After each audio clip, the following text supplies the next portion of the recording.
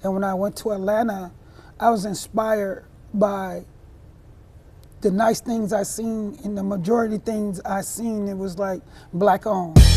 Life that I'm living. Sit back, chill, start a multi-business with the focus, making millions. It's the stuff that dreams are made of, and no later. Stop the mission I had in a visit. Hello, everyone. Thank you for joining us for another wonderful episode of Let's Talk Business.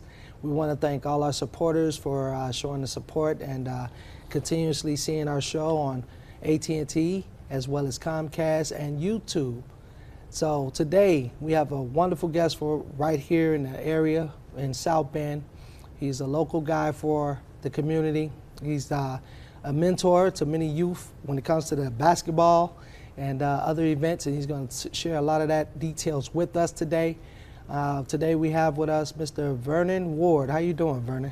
Pretty good. Yeah. Blessed, thank you. Yeah, I'm glad you was able to take the time to join us today for today's show. I'm looking forward to our discussion today as we're going to talk a little bit about your business. Okay. But before we go into the details of your journey that led you to being an entrepreneur and in terms of being a business owner, let's talk a little bit about your background. So where are you originally from and how did you get to this point? I'm kind of like all over the map a little bit. I grew up in Ben Harbor young. We moved to Milwaukee, Wisconsin at a young age, and that's my mom's side of the family, and I used to always come back and visit. So I ended up coming back in the middle of my 7th grade and grew up with my grandmother. It was just me and her majority of the time. A lot of my family stayed in Niles, and I ended up in South Bend in my 20s, coming from Georgia, you know. I had an older cousin here. I'm always family, and they was like, "No, I don't go back to Ben Harbor. It's too small." So I stayed with her until I got on my feet, and I've been here ever since '99. 99, okay. Yeah. So you've been here since 1999. What schools did you attend, and do you have a college background as well? I have some college. I went to Niles for 2 years, junior high, 8th grade, and freshman year. And then I spent the last 3 years in going to school in Ben Harbor, but my grandmother sent me over to Lake Michigan Catholic. And that's where I graduated from and got a lot of experience like dealing with the world there. Okay, cool. So you make these different journeys in these different areas, you settle down in this particular area. So at what point did you get to the mindset that you said, I want to start a business? No doubt most entrepreneurs, before they go into that journey, they work these jobs. What happened that made you say, I want to be an entrepreneur, a business owner? Well, I guess it would have to go back to when I was 19. I wouldn't say I wanted to be an entrepreneur, but it inspired me, what I saw. I went to Lake Michigan College, and there it was a group called Multicultural Group, and we raised money to go visit historical black colleges. And when I went to Atlanta, I was inspired by the nice things I seen, and the majority things I seen, it was like black owned. So I'm like, wow, because up north, majority things you seen is white owned. So that kind of inspired me that there's more than to life to offer. So from that point on, I just always was hungry for knowledge and just hungry for what's the next adventure that's going to push me forward. You know, it wasn't so much of I want to be in business, entrepreneur. It was more of I want to be successful and I want to be secure. Okay. So that's interesting. You say that was kind of one of the things that kind of motivated you. So it wasn't like you had any specific mentors in your life, or was there any mentors? No, not really. Okay. You know, I just kept myself around positive people, and if anybody, it was I had my aunt. She went into business, and I left the job I was working at to help her, and I seen how she struggled and how it was really hard on her. So it wasn't like something I really wanted to do, but I felt like if I could help her get her business on, I know how, cause she helped raise me, how she felt and how she would bring me up. And so that was my thing. And I learned a lot watching her struggle and try to do things. We actually tried to do another business together because she was like one of the very first franchise from Frankie's. Oh, okay. That's in Niles, and then I ended up going in a different direction, and then we met up again, and we tried to open up a small restaurant at Sam Food Market. Right before we opened, there was a tragedy happening with the owner, so it kind of put a stain on it, and we was in an off street. So my attitude in life is always nothing venture, nothing gain. So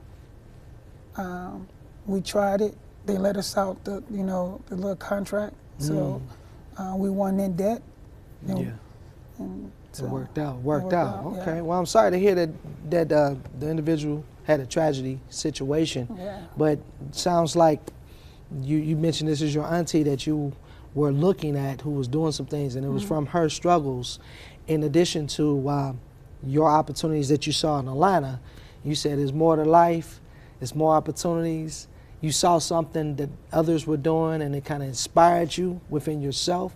Even though you might didn't have a direct mentor, you had a kind of indirect mentorship from the observation of other people. Okay, got you. Our family kind of, the way my grandmother supported me was they all had nursing homes. So that's where that caring nature, I guess, come from. Because I watched each person had a nursing home, and they all ran it differently.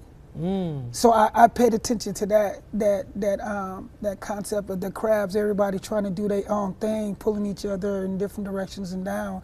And I realized then that unity among everything is going to help propel you forward. Okay. So wait, let me make sure I'm hearing you correctly. So you had an auntie that was venturing out into the a restaurant.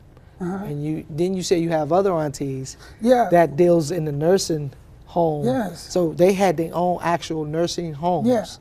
So how many aunties had their own? It was I had my grandmother, which my uncle, the oldest, the one that got them all started. Okay. I had 2 aunts and my grandmother. It was 3 different nursing homes going on. Like I grew up in a nursing home. It's funny because her kitchen got burnt down, and then she got taken advantage of, so it never got back going. And it was such a hallway, and all my rich friends wanted to come hang out at my house because everybody could, at teenagers, everybody could go in their own room, because we had about like 8, 9 rooms, But it was inspiring to just see them and just learn from them, how to handle money. And my uncle's main problem was he had too many eyes going at the same time.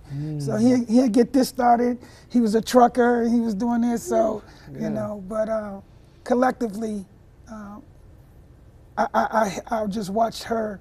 She didn't have a nursing home, but she's very business minded. Yeah. My aunt is very business minded. For her education level and the knowledge that she has.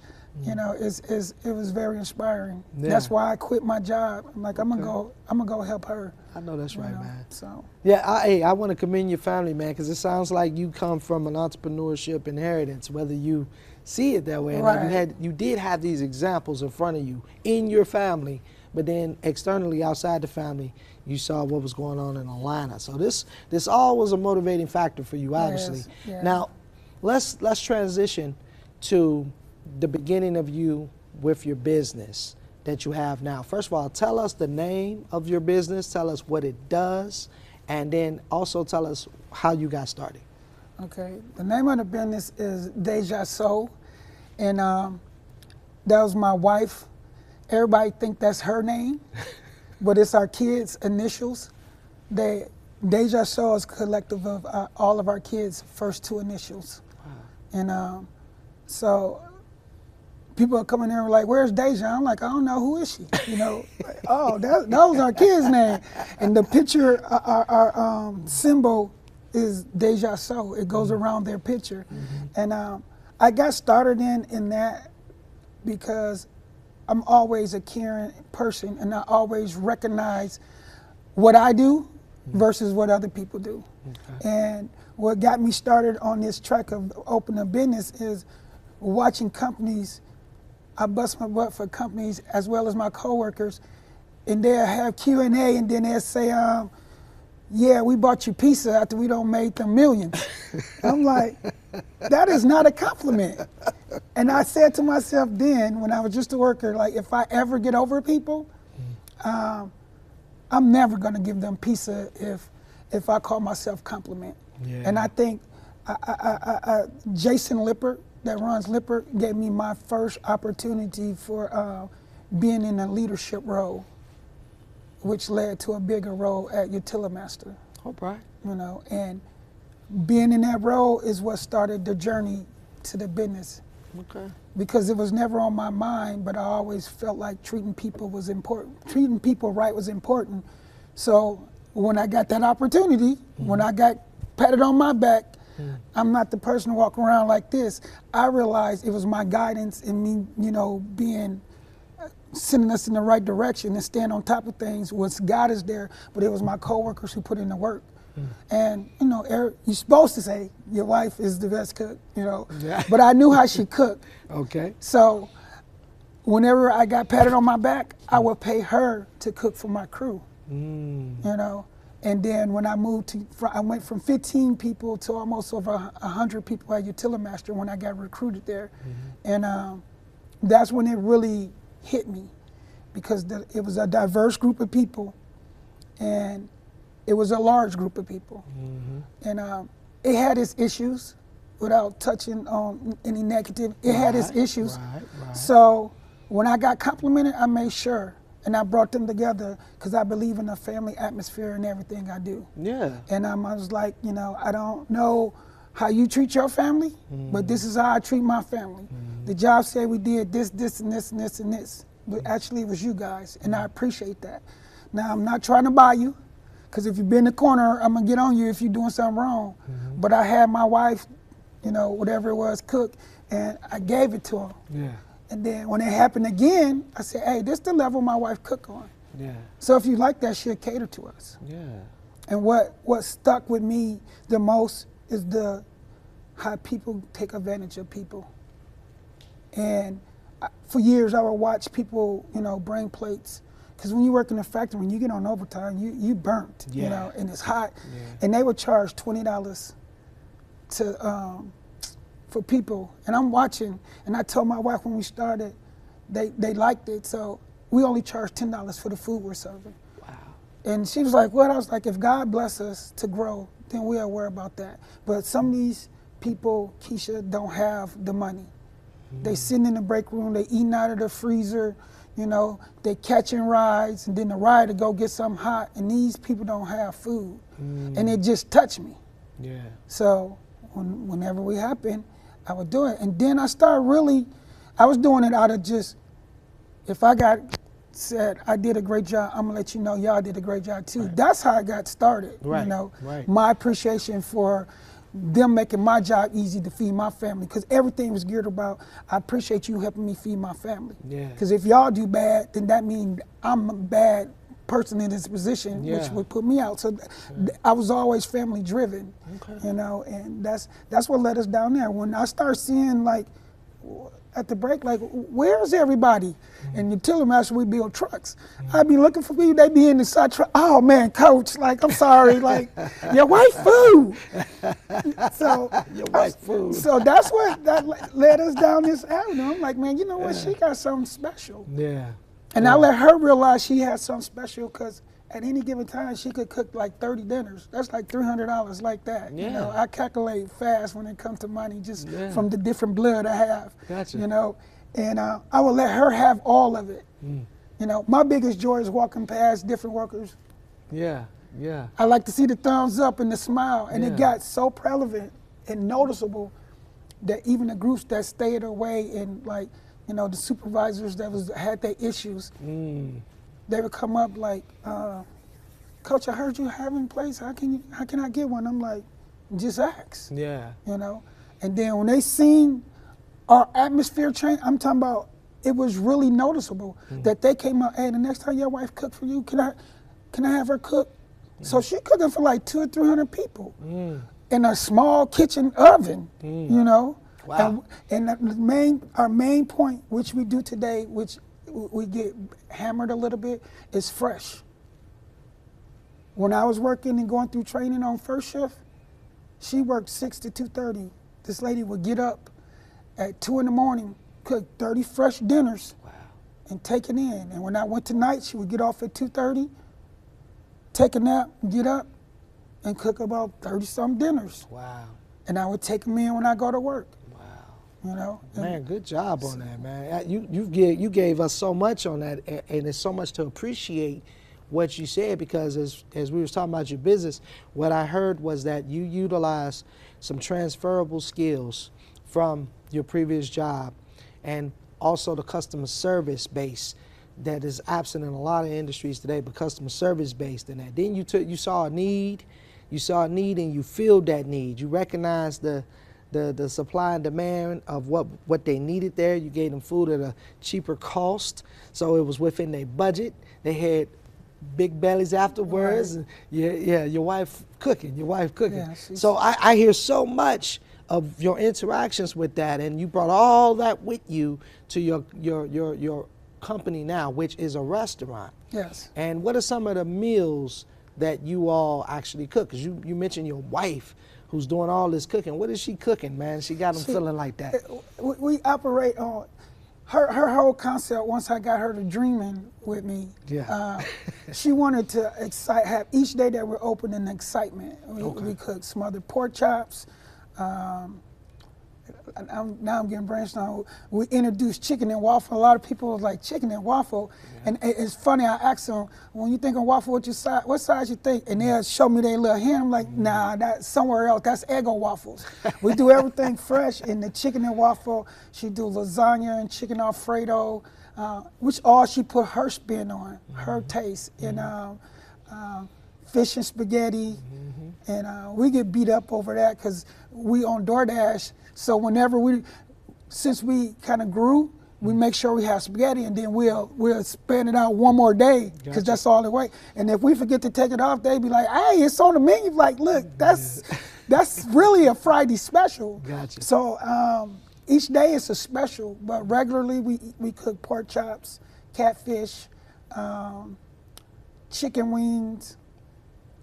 And Sunday is our biggest day. We do country style ribs now, and rotisserie chicken. Yeah, you know, and we just try to provide comfort food. Yeah, you know, comfort food. People say it's soul, and then we used to get beat up. You don't got this on the menu. How y'all soul food? I was like, so I'm not trying to argue with you, but if you read the whole sign, soul is in our name, but it says Southern comfort food. Yeah. You know. Yeah. And them side dishes. Yeah, we had like about 14 side dishes. Cabbage, sweet potatoes, mashed potatoes and gravy, Creole black-eyed peas, turnip greens, macaroni and cheese, dressing, corn, string beans and potatoes, and this all like as much as we can from scratch. It's like we don't use canned stuff. That's right, man. And I'm here to give testimony because a colleague of mine and I visited your location. That's how we met. And I have to tell you, great reviews, my friend. Thank you. I mean, very tasty. Your wife does a great job in her providing that service and cooking that food.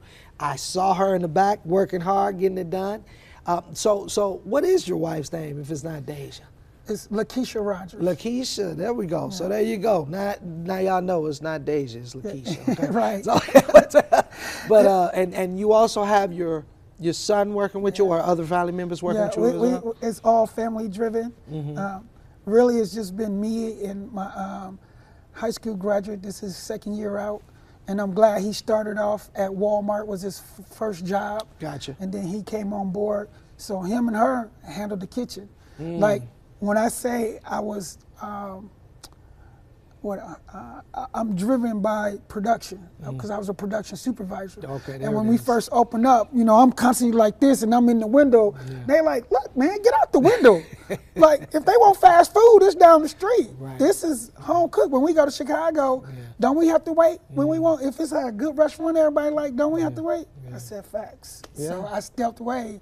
So I'm the mouthpiece and they the engine. Yeah, man. And your location, we have to talk about that because, man, your location is nice. Yes. I mean, we were just kind of traveling the area and saw the signage, which was a great signage, and then we was like, let's go check it out. When we walked in there, nice music, the vibe of the location. Who came up with the whole decorations of this, and what made you all choose that location? Okay. First, I touch on my wife is really, from outside to in, it sucks you in. That's all her. I help her with different ideas come to fruition because she'll get like stumbled, but that whole vibe, even neon signs, people like, we need to find you. I'm like, look, man, some things ain't worth fighting for. I was like, she gets so many compliments on our interior that I went and bought a sign, and she's like, no, don't go with the decor. I'm like, okay, let me put my $60 back in my bag because I'm not about to fight when every time somebody come in, they really enjoy the atmosphere and how it look in there. Yeah. But what led us to that is it's kind of sad, but I keep going back to God. God always had plans for you because we done been ghost by place. We was going out on 31, close, like going to Niles. It's a car dealership. It's a little complex. It used to be a Sailors. We went there. The man was like, yeah. Then he called and said, it's a bigger company. We want to go with the bigger company that want a franchise here. And said, okay. And we kept looking. And then they called us back. Yeah, we still looking. Ghost us again. We would go to different places, and it was more discouraging. They were telling us how much it cost to do something instead of giving us the opportunity.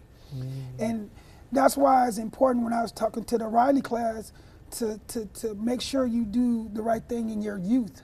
And especially when you have family, because they say the apple don't fall too far from the tree. Right. We're at our spot right now because of our oldest child.